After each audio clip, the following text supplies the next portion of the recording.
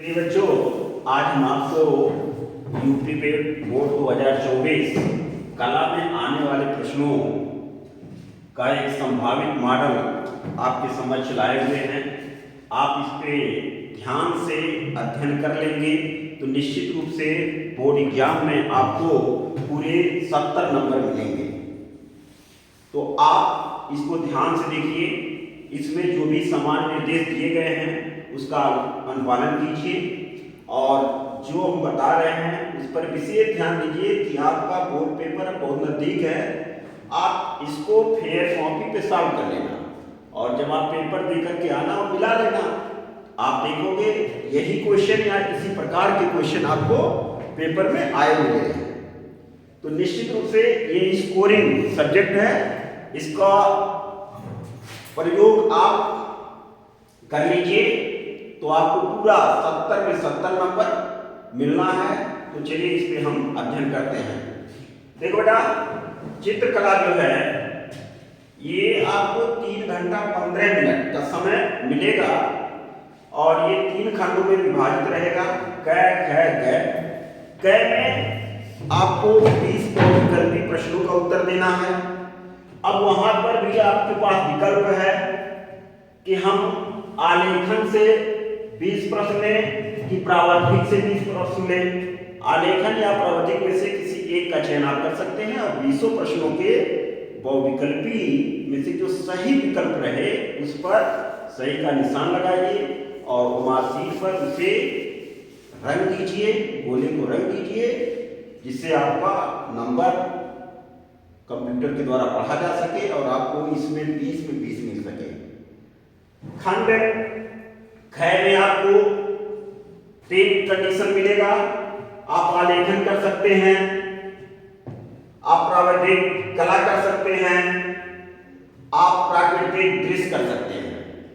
प्राकृतिक दृश्य, आलेखन, प्रावधानिक में से कोई एक चयन कर लीजिए। इसमें कोई कंफ्यूजन नहीं है कि हमने क में खंड क में हमने आलेखन कर लिया तो यहाँ हम कैसे प्रावधानिक करें, या हमने खंड क में प्रावधानिक कर लिया तो यहाँ आलेखन कैसे करें। ऐसा कोई कंडीशन नहीं यहाँ है।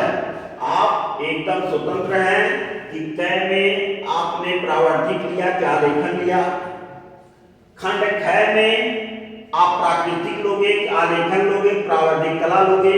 इस पे कोई आपको शर्त नहीं है। जो आपको इच्छा हो उससे आप करिए, जो आपको अच्छे से आता हो। और फिर खंड ग में आपको जिसमें चित्रण करना है वहां पर केवल पेंसिल का प्रयोग करना है, सेटिंग वगैरह अच्छे से कर देना है, वो भी 20 नंबर आपको मिल जाएंगे। तो अब हम आपको खंड क का आलेखन कला से बहुविकल्पी प्रश्नों का एक जो अच्छे प्रश्नों का हमने संयोजन किया है उसे बता रहे हैं। इसे आप याद कर लीजिएगा और परीक्षा में आप जाइएगा तो इसी तरह के प्रश्न आपको मिलेंगे।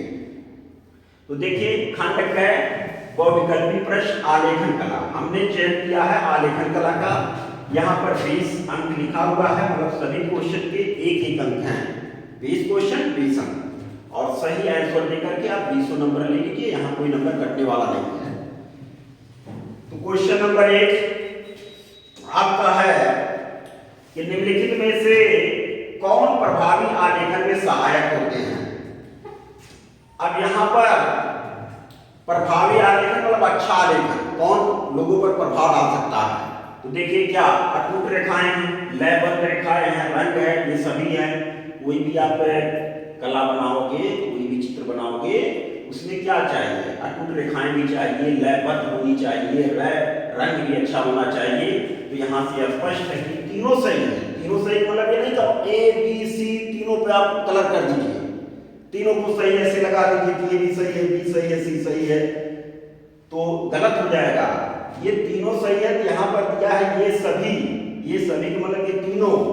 तो आपका सही आंसर पार्ट डी होगा और मार्कशीट जो आपका होगा क्वेश्चन नंबर 1 लिखा रहेगा, उसके पार्ट यहाँ लिखे रहेंगे ए बी सी और डी।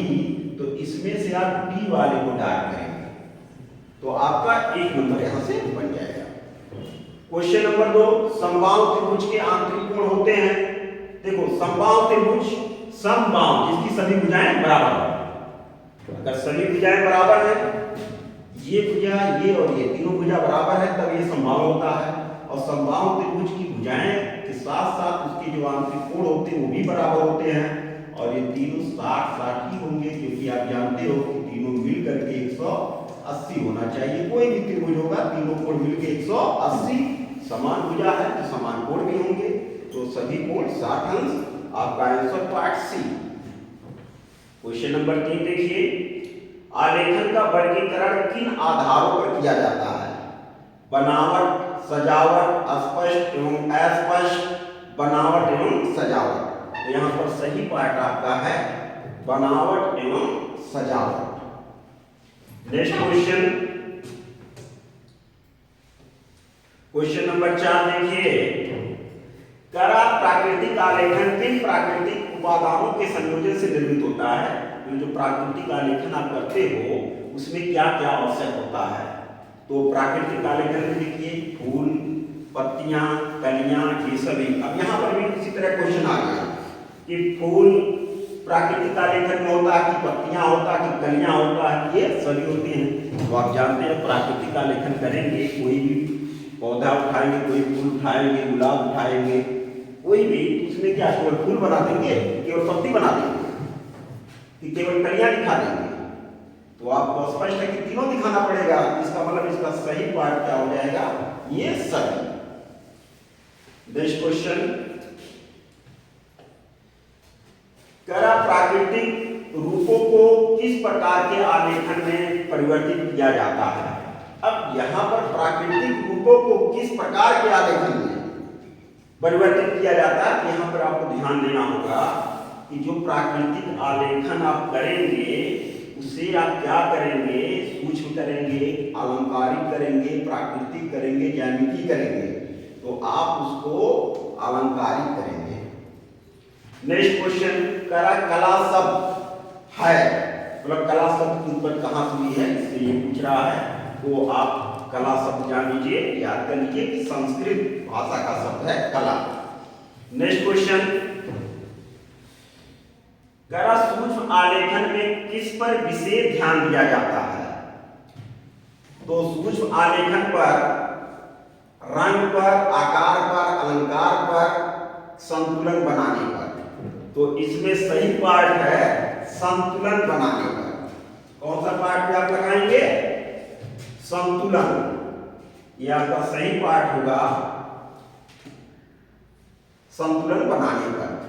क्वेश्चन देखिए, करा आलेखनों में वर्तमान समय में कौन सा आलेखन सर्वाधिक पसंदीदा है? कौन सा आलेखन ऐसा है जो 40 लोगों को पसंद आ रहा है, सबको पसंद आ रहा है? तो यहां पर आपका सही आंसर पार्ट होगा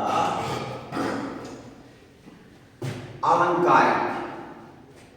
क्वेश्चन नंबर 9, मूल रंग को अन्य किस नाम से जाना जाता है? इस क्वेश्चन को तो आज ही आप दिमाग में बैठा लीजिए। यह क्वेश्चन निश्चित रूप से पेपर में रहेगा। मूल रंग निश्चित रूप से रहेगा। 3 मूल रंग होते हैं, ये हर बार पूछता है और इस बार भी पूछेगा। तो मूल रंग को हम प्राथमिक रंग भी कहते हैं। क्या कहेंगे? प्राथमिक रंग। इसको याद कर लीजिए, इसमें कोई कंफ्यूजन नहीं। फिर क्वेश्चन नंबर 10, आलेखन के चित्रण में चित्र को ट्रेस करने के लिए किस पेंसिल का प्रयोग किया जाता है? इसे आप याद कर लीजिएगा। ट्रेस करने के लिए 2B का प्रयोग किया जाता है। क्वेश्चन नंबर 11 देखिए, निम्नलिखित में से कौन से आलेखन के तत्व हैं? आलेखन के तत्व पूछ रहा है कि आलेखन में कौन सा तत्व सबसे महत्वपूर्ण है? तो आलेखन के तत्व में देखिए संतुलन रूप। करा आलेखन में संतुलन होना चाहिए, प्रभाविता होना चाहिए, लयात्मकता होनी चाहिए। तो बताइए संतुलन होना चाहिए कि नहीं होना चाहिए? प्रभाविता होना चाहिए कि नहीं होना चाहिए? लयात्मक होना चाहिए कि नहीं होना चाहिए? तो आलेखन तभी आपका अच्छा माना जाएगा जब ये तीनों तत्व विद्यमान रहेंगे, तीनों तत्व यहाँ पर रहेंगे, तभी अच्छा माना जाएगा। तो यहाँ पर ये तीनों सही हैं। तीनों सही का मतलब हो गया कि डी पार्ट सही हो गया। इसका आंसर पार्ट जो आप लगाएंगे डी लगाएंगे। नेक्स्ट क्वेश्चन, एक आवृत्त द्वारा आलेखन चित्रण के संबंध में कौन सा सही है? तो कह रहा है कि कौन सा कथन इसमें सही है। देख लीजिए, एक ही इकाई का आलेखन करना, फूल पत्तियों से आलेखन को चित्रित करना, लयबद्धता द्वारा उत्कृष्टता प्रदान करना, उपरोक्त सभी। तो यहाँ पर भी सही है आपका उपरोक्त सभी, सब होना चाहिए। क्वेश्चन नेक्स्ट देखिए, दो या दो से अधिक आकृतियों का आलेखन बनाने के लिए सर्वप्रथम किसकी रचना को आवश्यक माना जाता है? तो अगर आपको दो को बनाना है, अगर उसमें दो या दो से अधिक आकृतियों को आलेखन बनाना है, तो उसमें कौन सा हम सबसे पहले प्रयोग करें? वृत्त पहले बनाएं कि वर्ग बनाएं, आयत बनाएं कि सभी बनाएं? तो कोई भी बना सकते हो आप। तो इसमें से आपका आंसर पार्ट डी हो जाएगा कि ये सभी। नेक्स्ट क्वेश्चन, रंग योजना के अंतर्गत मूल रंगों, देखो वही क्वेश्चन फिर आ गया, मूल रंगों प्राथमिक रंग में किसे शामिल नहीं किया जाता है? अब प्राथमिक रंग आप जानिए, याद कर लीजिए, ये क्वेश्चन आना ही आना है, तो इसे आप याद रखिए कि जो प्राथमिक रंग है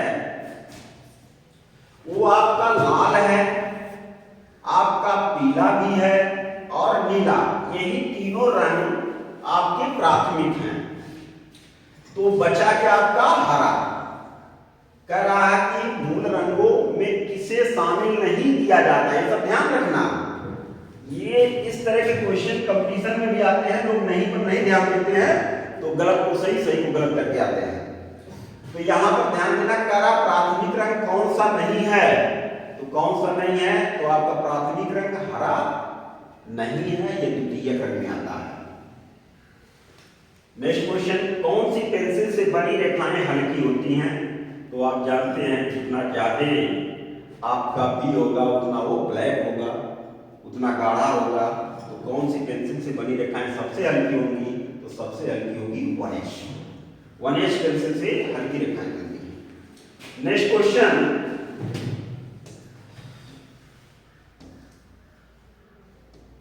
जर्मन वैज्ञानिक कहीं जगह अष्टवाल दिया रहता, अष्टवाल दिया रहता के अनुसार आदर्श रंग चक्र में कितने रंग सम्मिलित किए गए हैं? तो इन्होंने जो आदर्श रंग बनाया है वो आदर्श रंगों की संख्या कुल 8 बताया है।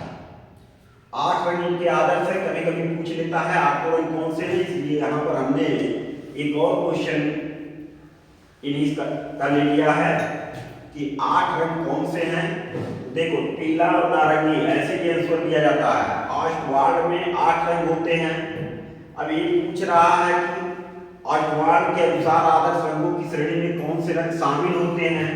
देखो कौन से शामिल होते हैं, तो यहाँ पीला, नारंगी, लाल, बैंगनी, गहरा हरा, आसमानी, नीला और धानी, ये सभी 8 रंग। पीला भी है, नारंगी भी शामिल होता है, लाल भी है, बैंगनी है, हरा भी है, आसमानी है, नीला और यहाँ पर धानी। अब इनको काउंट करो, 1 2 3 4 5 6 7 8। तो ये सभी, यहाँ से आपसे ये भी अगर कहीं पूछ लिया तो आप इन्हीं रंगों को याद रखिए। यही रंग अष्टवाल के अनुसार आदर्श रंग होते हैं। इसका आंसर पार्ट आपका डी हो गया, मतलब सभी है। आदर्श रंग चक्र के अंतर्गत गर्भ रंग में शामिल होते हैं। अब गर्भ रंग आदर्श रंग में देखो, वैसे कहीं आपसे पूछता है गर्भ रंग कौन सा है, तो आप लाल पे आंसर लगाते हो। लाल का विरोधी रंग कौन सा, आप हरे पे लगाते हो, वो ठीक है। लेकिन आदर्श चक्र का नाम अगर ले लिया कि आदर्श चक्र में, तो केवल एक ही रंग नहीं है कि इसको आप गर्भ रंग कह सकते हो, शांत रंग कह सकते हो। यहां पर गर्भ रंग आपका लाल भी, पीला और नारंगी, ये तीनों है। तो ये आपका आंसर पार्ट डी से हो जाएगा, ये सभी। नेक्स्ट क्वेश्चन, किसी विशिष्ट रंग में काले तथा सफेद रंग के मिश्रण से बनी विभिन्न शेड का निर्माण किस रंग संगत के अंतर्गत आता है?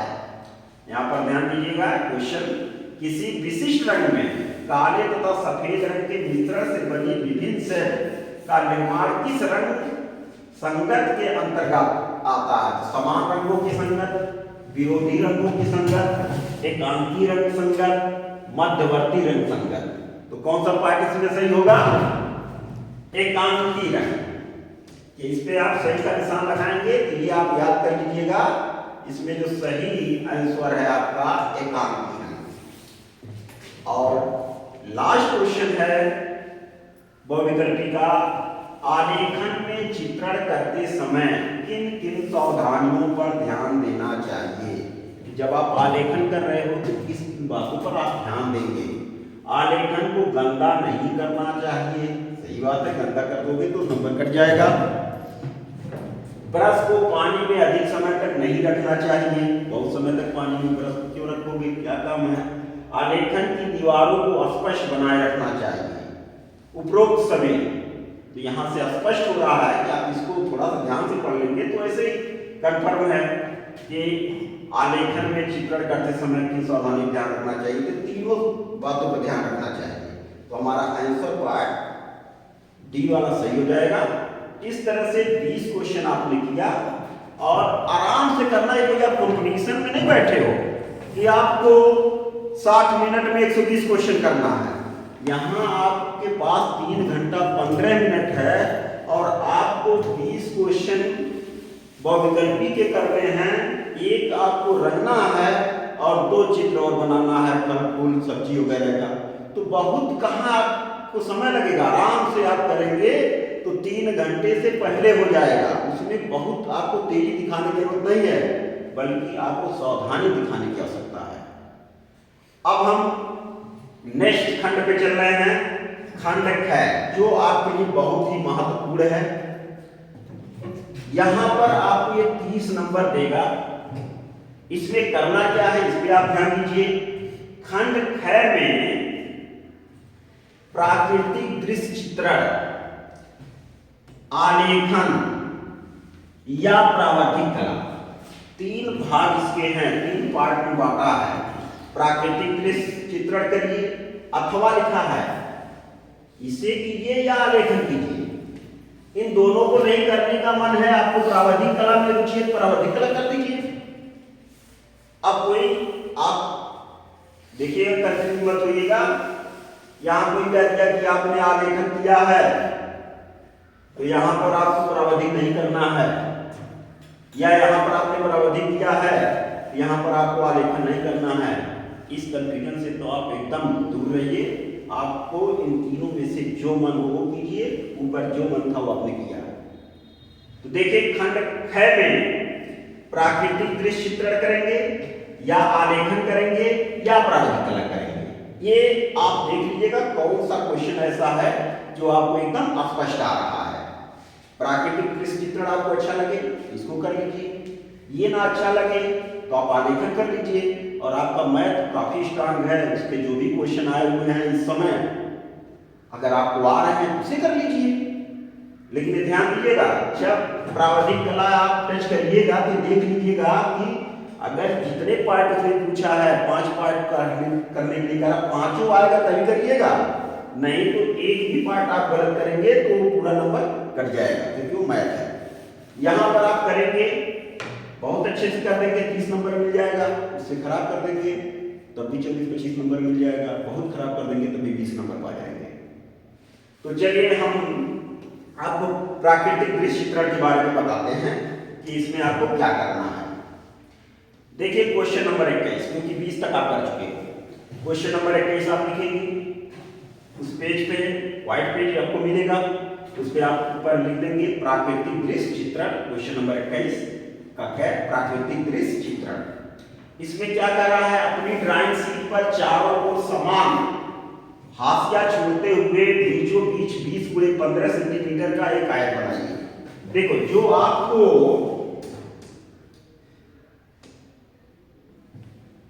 एक जो ड्राइंग शीट मिलेगी, जो आप ड्राइंग की कॉपी यूज करते हो उससे बड़ा रहता है।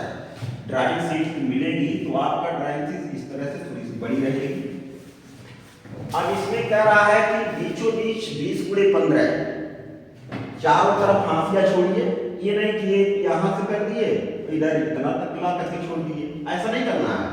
आप यहां से उठाइए, चारों तरफ एक बराबर छोड़ दीजिए, जितना इधर छूटे उतना इधर भी छूटे, इधर भी छूटे, इस तरह से छोड़ दीजिए। और 20x15 20 सेंटीमीटर ले लिया, 15 सेंटीमीटर ले लिया। एक आयत बनाइए, कभी आयत कहेगा, कभी वर्ग भी कर सकता है, कहेगा कि 15 सेंटीमीटर वाला वर्ग बनाइए तो इसके बीच में 15 सेंटीमीटर वाला वर्ग बनाइएगा, ये भी 15, ये भी 15, ये भी 15, जो भी कहेगा, आयत कहेगा तो आयत बनाइएगा, वर्ग कहेगा तो वर्ग बनाइएगा। इसे निम्नलिखित प्राकृतिक दृश्य चित्रण जल रंगों अथवा पेस्टल रंगों से तैयार कीजिए। देखिए जल रंगों का प्रयोग करने के लिए कह रहा है, ध्यान दीजिएगा, यहां पर आपको जल रंगों का प्रयोग करने के लिए कह रहा है, जल रंग या पेस्टल रंग। अब यहां ऐसा नहीं है कि आप मार्कर ले आइए या स्केच ले आइए उससे कलर करने लगिए, पेंसिल कलर करने लगिए, ऐसा नहीं करना है। आप जो जल रंग रखे हैं उसे लेकर के परीक्षा में जाइएगा और घर पे भी प्रैक्टिस कीजिए। जो आज ये पेपर हम आपको बता रहे हैं इससे भी घर पे अच्छे से सॉल्व कर लीजिए, यही इसी तरह का प्रश्न आपको मिलेगा। तो क्या कर रहा है, चित्रांकन स्वच्छ, सुंदर एवं प्राकृतिक होना चाहिए। मतलब आप जब बनाइए तो ऐसा लगे ये नेचुरल है, नेचुरल सीन है। तो इसमें करना क्या है, सूर्योदय के समय का ग्रामीण दृश्य, झील के किनारे गांव की झोपड़ियां, दूरी पर कुछ वृक्ष और झील में एक नौका। अब यहाँ पर सूर्योदय का इसी में 20/15 का है, आपको इसी में सूर्योदय का दृश्य दिखाना है। सूर्योदय का आपने दृश्य दिखाया, उसके बाद ग्रामीण दृश्य दिखाना है, यहाँ पर झोपड़ी वगैरह आप बनाइए, और क्या बनाना है, झोपड़ी बना दिए, और झील किनारे गांव की झोपड़ियां, झील दिखाइए और गांव की झोपड़ियां दिखाइए, और दूरी पर कुछ वृक्ष और झील, कुछ पेड़ पौधे भी दिखाइए, कुछ पेड़ पौधे आप दिखा दीजिए, और एक नौका, पानी में एक नाव को चलाइए और उचित रंगों से इसको भर दीजिएगा। ये नहीं कि मैंने ग्रीन कर दिया तो आप ग्रीन से भर दीजिए, उचित रंगों से। अब सूर्य उगता हुआ सूर्य का कलर तो आप देखे ही होंगे, आप देख लेना, जब कल सुबह उठना तो देख लेना कि उगते हुए सूर्य का कलर क्या होता है, झोपड़ी कैसी रहती है, पेड़ पौधे का रंग क्या होता है। ये तो आपको बताने की चीज है नहीं, फिर भी आप जान लो कि पेड़ पौधे हैं तो पत्तियां हरा भरा दिखाना, सूर्य उग रहा है तो लाल रंग का दिखाना, पानी का रंग तो आप जान ही रहे हैं। तो इस तरह से आप इसको बना देंगे, अच्छे से सजा देंगे तो आपको 30 नंबर मिल जाएंगे। कला आपको हमने बताया कि ये स्कोरिंग सब्जेक्ट है, आपका परसेंटेज, आपने अगर लक्ष्य बनाया है कि हाँ आपको 90+ % चाहिए तो निश्चित रूप से उसमें बहुत सहयोग करेगा। 98 नंबर, 99 नंबर, 100 नंबर आप आ जाओगे, किसी सब्जेक्ट में अगर कुछ कम भी हो गया तब भी ये कवर कर लेगा। तो इस तरह से हमने प्राकृतिक दृश्य चित्रण बताया कि आप इसको सावधानी से करिएगा। अब इसके बाद देखो अथवा लिखा है, आलेखन कला। अब आप इसको कर चुके हो, ध्यान देना, आप क्वेश्चन कर चुके हो, ये अथवा की बात कर रहा है। अथवा है आपका आलेखन कला अथवा प्रावैधिक कला। तो जब हम प्राकृतिक दृश्य का चित्रण कर चुके हैं तो इन दोनों प्रश्नों पर हमें ध्यान देने की जरूरत नहीं है। अब हम खंड ग में चलेंगे। खंड ग, देखिए खंड ग आपका 20 नंबर का है। क्वेश्चन नंबर 22 लिखेंगे। क्वेश्चन नंबर 22 लिख करके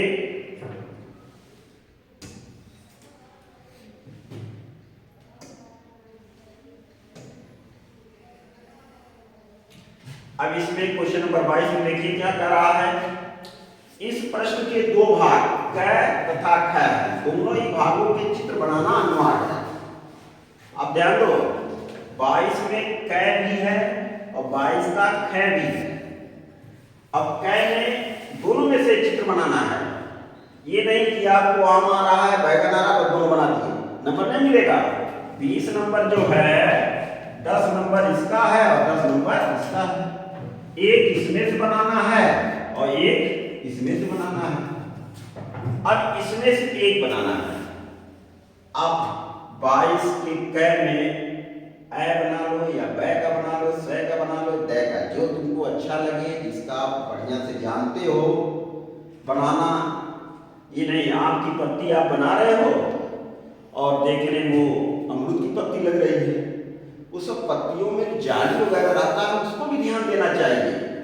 बैगन बना रहे हो तो उसका दूसरा कुछ शेप नजर आ रहा है। अब सपोज करो कि आप आम ही बना रहे हो, चलो हम आपको बताते हैं कि अगर आप आम बना रहे हो तो आप क्या करोगे। अब ये तो है नहीं कि आपको आम बनाने नहीं आता है, लेकिन मैं आपसे बताना चाह रहा हूं कि आप अगर आम बना रहे हैं तो उसका शेप आम जैसा आना चाहिए। आप कहोगे आम तो हर शेप का होता है, सही है, हर शेप का होता है, आम का कोई एक निर्धारित तो नहीं है, लेकिन जो बुक वगैरह में दिया हुआ है सामान्य रूप से वो आप देखे होंगे कुछ इस तरह से आता है। इस तरह से जैसे हमने एक बुक काट दिया बड़ा सा और हमने इसको ऐसे घुमा दिया, बना। तो अभी लग रहा है कि आम है। अब ऐसा मत ऐसे बना देना, ऐसे कुछ बना दो कि आम है, कहाँ आम लग रहा है, तो हमको मूली गाजर लग रहा है।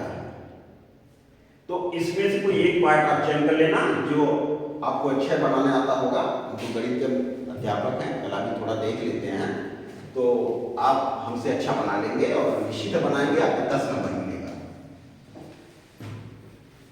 तो कैसे आपने एक पार्ट का चयन किया, में से कोई एक बनाना। आम बना लिए, इन तीनों पर कोई समय गंवाने की जरूरत नहीं है। न तो आप ऐसा भी नहीं कि आप 2 बना देंगे तो आपको 20 नंबर वहां मिल जाएगा और 20 नंबर यहाँ पे मिल जाएगा, 40 नंबर, ऐसा कुछ नहीं है। 10 नंबर ही मिलेगा। अच्छे से सेटिंग वगैरह कर देना, इसको रखना नहीं है, पेंसिल का ही केवल यूज करना है। अब आप 22 का ख्याल लिखिएगा। हाँ, ये ध्यान देना, इसकी भी साइड दिया रहता है 15 सेंटीमीटर से छोटा ना हो। आप आम को बस ऐसे छोटा सा मत बना देना। जो साइड दिया है, अगर वो 15 सेंटीमीटर का वर्ग दिया है तो 15 सेंटीमीटर से छोटा नहीं, बड़ा हो सकता है, छोटा नहीं हो सकता। अब उसी तरह ख्याल में आ जाइए, कह रहा है इनमें से किसी एक इसमें चित्रण पेंसिल से बनाइए, चित्र की माप 15 सेंटीमीटर से कम ना हो। देखो यहाँ क्या है, 15 सेंटीमीटर से कम ना हो। अब 15 सेंटीमीटर तो आप जानते हो, आपके पास जो छोटी सी स्केल होती है वो 15 सेंटीमीटर की होती है। अब ध्यान देना, उससे छोटा मत बनाना। अब इसमें से आपको फावड़ा, कुल्हाड़ी, क्रिकेट बैट तथा बाल, सुराही, जो आपको अच्छा लगे, इसमें से आपको फावड़ा बनाने आ रहा, फावड़ा बनाइएगा। अब फावड़ा बनाइएगा तो बस ऐसे छोटा सा मत बना दीजिएगा, फावड़ा बनाइएगा तो वो भी बड़ा 15 सेंटीमीटर का होना ही चाहिए। बैट बाल आपको बनाना है तो ऐसा नहीं कि आप छोटा सा बना दीजिए, आपको नंबर ही ना मिले। बढ़िया बैट बाल बनाइए और पूरा नंबर लीजिए, 10 नंबर। तो इस तरह से आपका 70 नंबर का पेपर ये हो जाएगा और इसी तरह का सेम आएगा। आपको परेशान होने की जरूरत नहीं है। आज एक मॉडल पेपर हमने बता दिया, फिर एक आध सप्ताह के बाद फिर हम आपको मॉडल पेपर बताएंगे और आप निश्चित रूप से अगर पढ़ेंगे मन से तो आपको 70 में 70 नंबर मिलेगा। 70 नंबर आपको लेना है तो इसको आज ही फेयर में कर लीजिएगा और इसे हम अपने एकेडमी RL एकेडमी की YouTube चैनल पर अभी शेयर कर देंगे। आप वहाँ से देख करके इसको अच्छे से फेयर में बना लीजिएगा। मैं प्रबंधक RL एकेडमी राकेश चौधरी आपके घर तक पहुँच रहा हूँ। अध्यापक आपके घर जा रहे हैं, वहाँ भी आप कापी चेक कराते रहिए, जिससे आप विद्यालय का नाम कीजिए, हमारा भी नाम हो, आपका भी नाम हो, आपके मम्मी पापा का भी नाम हो। धन्यवाद। लेकिन एक चीज और भूल गए थे, उसको बता देते हैं। देखो ये जो 22 नंबर का क्वेश्चन है, क और ख में से एक एक पार्ट आपने किया, इसमें से आम पत्ते सहित बना लिया और इसमें से मान लीजिए आपने फावड़ा बना लिया। इसका अथवा भी दिया है। भारतीय चित्रकला के संबंध में 2 प्रश्न पूछता है या 1 प्रश्न पूछता है, आप उन दोनों को ना बनाना चाह रहे हो तो भारतीय चित्रकला का जो प्रश्न उत्तर दिया रहेगा कि भारतीय चित्रकला की विशेषताएं बताइए, इसकी गुफाएं में कौन कौन से हैं, कहाँ हैं, तो उसे भी कर सकते हैं इसके जगह पर।